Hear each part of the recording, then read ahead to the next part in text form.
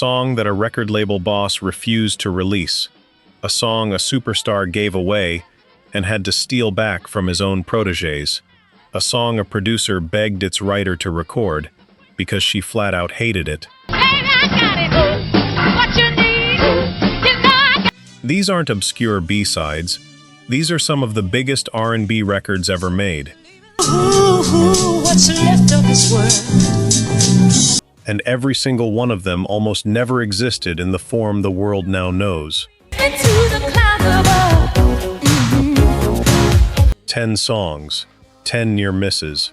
Stack them all together and you get one uncomfortable truth about the music industry. The people closest to a song are sometimes the last ones to see what it is. Let's start the countdown. Hands together. Come on. Number 10, Boyz II Men, End of the Road. Why do you play with my heart? Why? Before it became one of the longest-running #1 singles in Billboard history, End of the Road wasn't even supposed to be a Boyz II Men album track. It was written fast, for a movie, by a songwriter who almost kept it for himself. Babyface and Daryl Simmons wrote the song for the soundtrack of Eddie Murphy's Boomerang while both men were, coincidentally, going through divorces. Babyface liked the demo enough that he seriously considered recording it himself instead of handing it to anyone else. How could you love me, leave me in heaven? In the end, he passed it to Boyz II Men, but the group wasn't unanimously sold. Member Wanya Morris reportedly wasn't a fan of the demo when he first heard it. There was no time to overthink it anyway. Babyface and L.A. Reid flew to Philadelphia and discovered the group had to leave for a tour the very next day. You just don't realize. The entire vocal take, every part, every harmony, was recorded in a single 3-hour session. It didn't even make the group's debut album. It was tacked onto the Boomerang soundtrack almost as an afterthought. Maybe you try. The afterthought spent 13 weeks at #1, breaking a chart record that had stood since Elvis Presley in the 1950s. I'll forgive you. A song almost kept by its own writer, recorded in 3 rushed hours by a group about to catch a flight, ended up rewriting the record books. And that's just the warm-up, because the further we go, the more the labels themselves get involved in trying to kill these songs. Number 9, Diana Ross, Ain't No Mountain High Enough. Motown's most powerful executive heard this song and tried to bury it. That executive was Berry Gordy, the man who built the label. Songwriters Nick Ashford and Valerie Simpson had already turned Ain't No Mountain High Enough into a hit once, as a duet for Marvin Gaye and Tammy Terrell in 1967. When Diana Ross went solo in 1970, Ashford and Simpson reimagined the song completely, slower, moodier, opening with several minutes of spoken word before the chorus ever arrives. I know you must follow the sun, wherever it leads. But Gordy hated it. He disliked the spoken passages and wanted the song restructured to open with the big chorus instead of building to it. I pose for you one guarantee.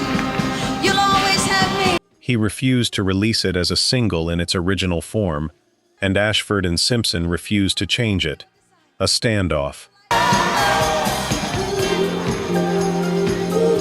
Radio solved the argument for them. DJs around the country started chopping their own edits of the album track and playing it anyway, because listeners kept requesting it. Only once Motown saw the song getting airplay without their permission did Gordy agree to release an edited single. It became Diana Ross's first solo #1 hit, topping both the pop and R&B charts. outperforming the original Gay and Terrell version that inspired it. The man who ran Motown didn't believe in the song. The people playing the radio believed in it more than he did. Up next, a label almost sat on a song that would go on to define an entire group's legacy, and it took real begging to save it. Number 8. TLC, Waterfalls. TLC's biggest song of all time, the one that would go on to win 4 VMAs, almost never got a real shot, because the head of their own label didn't like it. Clive Davis ran Arista Records, the parent company behind TLC's label LaFace. According to T-Boz, Davis simply wasn't a fan of Waterfalls. Getting the song a proper push, and, crucially, getting the ambitious million-dollar video that told its story of gun violence and the AIDS epidemic, meant TLC had to personally convince label co-founder L.A. Reid to fight for the budget on their behalf. That video mattered enormously. Radio had been slow to embrace the song at first. It was the visual, directed by F. Gary Gray, that turned Waterfalls from a risk into a phenomenon. Once it hit MTV, the song exploded, eventually hitting number 1 and becoming the emotional and commercial centerpiece of Crazy Sexy Cool, an album that would go on to become the best-selling record ever released by an American girl group. A song their own label chief didn't believe in became the song people now associate with TLC's entire career.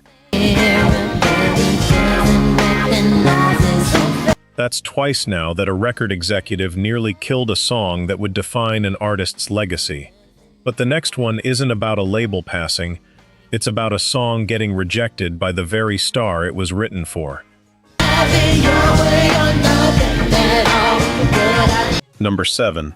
Whitney Houston, How Will I Know? Whitney Houston's breakout pop smash wasn't written with Whitney Houston in mind at all. It was written for Janet Jackson, and Janet's camp said no. Songwriters George Merrill and Shannon Rubicam, working as the duo Boy Meets Girl, wrote How Will I Know, specifically for Jackson's upcoming album. But Jackson's label felt the song didn't fit the direction she was heading in, a bolder, more electronic sound that would eventually become her Control album. They passed. The rejected demo landed on the desk of Arista A&R executive Jerry Griffith, who was building the debut album for a still unproven young singer named Whitney Houston. Griffith needed a pop crossover single and thought this could be it. Even the song's eventual producer, Narada Michael Walden, wasn't initially sure about taking on an unknown artist. He was busy producing Aretha Franklin at the time, and nearly turned the project down. It all came together anyway. Houston's Take became her second #1 single, helped launch her into pop superstardom, and is now remembered as one of the defining vocal performances of the entire decade. A song written for one icon, rejected and rescued by the icon nobody had heard of yet. But the story that's next flips things around entirely, because this time, it's the artist who resisted the song, using someone else's leftovers to build a signature hit. Number 6. Gladys Knight and the Pips, Midnight Train to Georgia. Gladys Knight's signature song wasn't originally about a train, wasn't set in Georgia, and wasn't even her song to begin with. The world he left behind, not so. Songwriter Jim Weatherly got the idea from a phone call with actress Farrah Fawcett, who mentioned she was catching a midnight plane to Houston to visit family. Weatherly wrote Midnight Plane to Houston and recorded it himself as a modest country tune. On that midnight train to Georgia. His publisher then pitched it to gospel soul singer Cissy Houston, Whitney's mother, who agreed to record it, but only after changing the details. Her family was from Georgia, she said, and they traveled by train, not plane. The title became Midnight Train to Georgia. Her version got some R&B airplay, but never became a hit. That's the record Gladys Knight heard. But he so found out the hard way. Having just left Motown for Buddha Records and looking for a fresh signature sound, Knight and the Pips kept Cissy Houston's title and gender-flipped lyrics, then rebuilt the arrangement around a slow-burning, Al Green-inspired soul groove, adding the now iconic call-and-response woo-woos from the Pips. On that midnight train to Georgia. The song that started as a passing remark about an airport run became a #1 hit and one of the most recognizable soul records ever made, passed through 3 different artists before it found the version the world remembers. That's 3 songs deep now that started life completely unrecognizable. The next one is even stranger, because it's not really the same song at all anymore. It's an answer to it. I'd rather live in his world than live with. Number 5, Aretha Franklin, Respect. This one isn't a rejection story, it's a hijacking, and the original writer knew it the moment he heard it. Respect was written and first recorded by Otis Redding in 1965.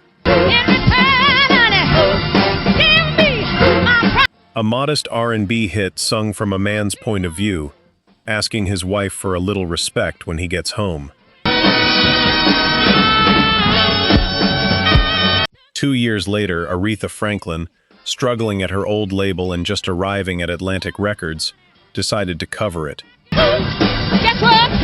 Sure is love money. Working with her sister Carolyn on the arrangement, she restructured the melody, flipped the gender perspective so the song became a woman's demand rather than a man's request, and added the now famous spelled-out chorus and the ad-libbed "Sock It to Me" that never existed in Redding's version.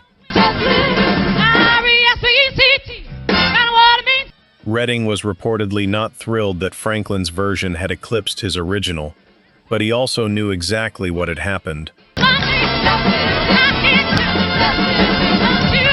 Performing the song himself at the Monterey Pop Festival that same year, he introduced it to the crowd by acknowledging it now belonged to someone else.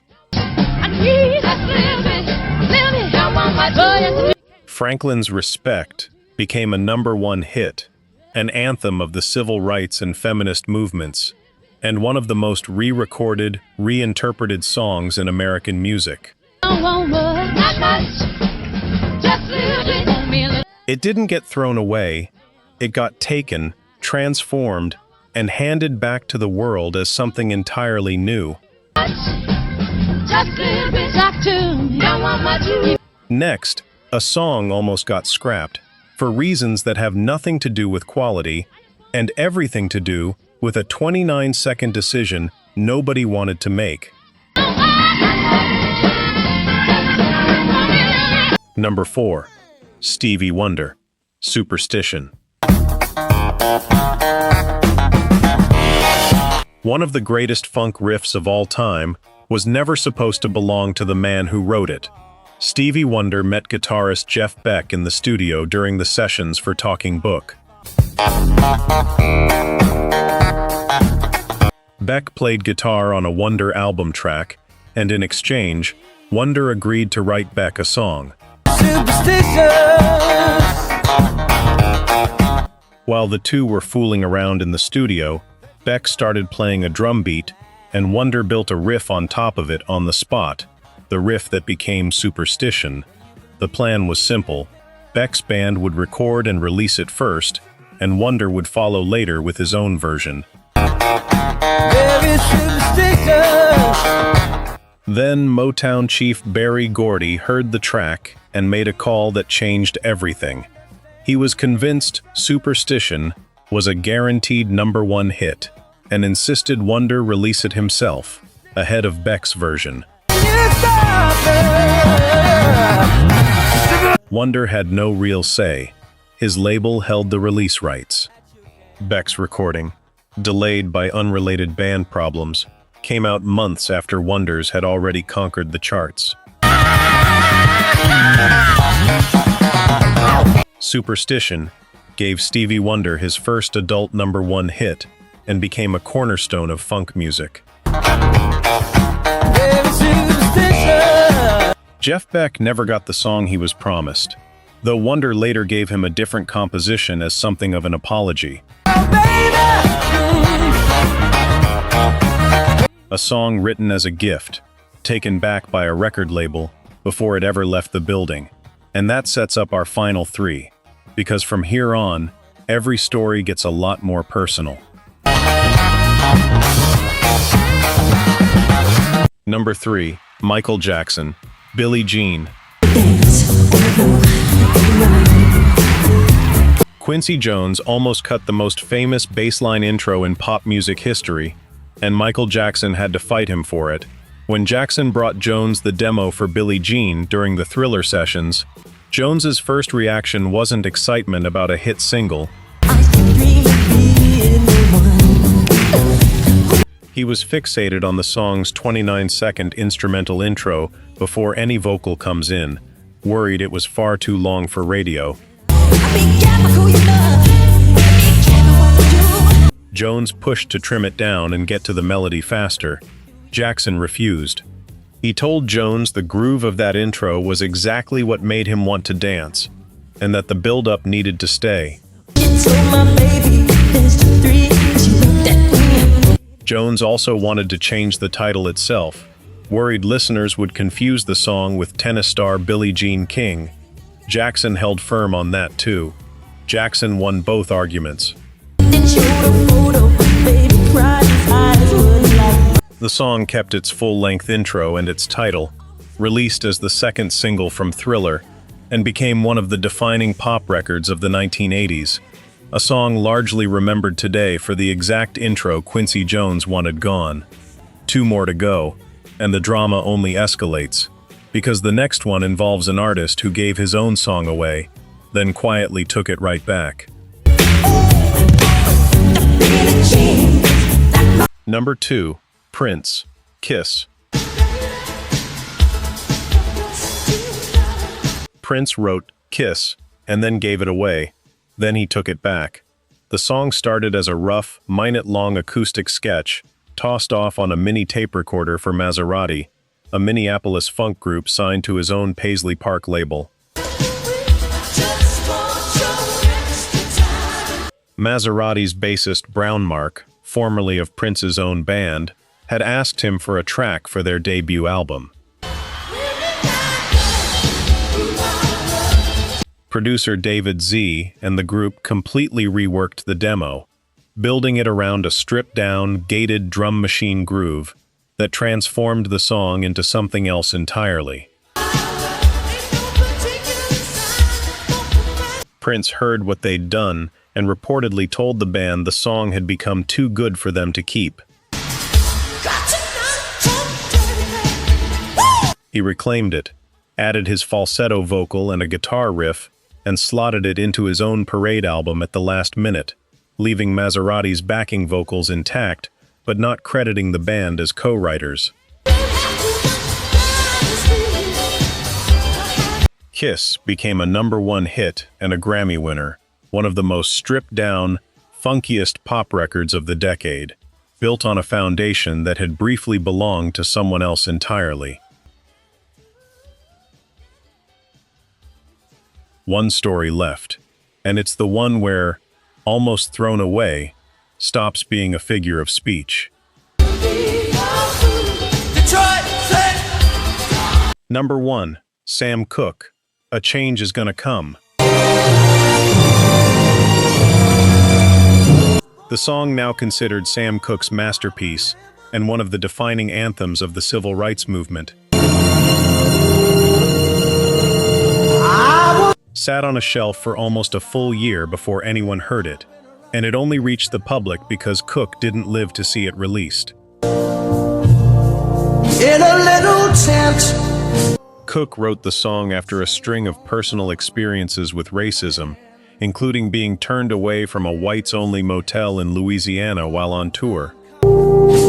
It's been too hard. He recorded it in early 1964, and it appeared on his album Ain't That Good News that February, a haunting orchestral departure from his usual pop material. The sky.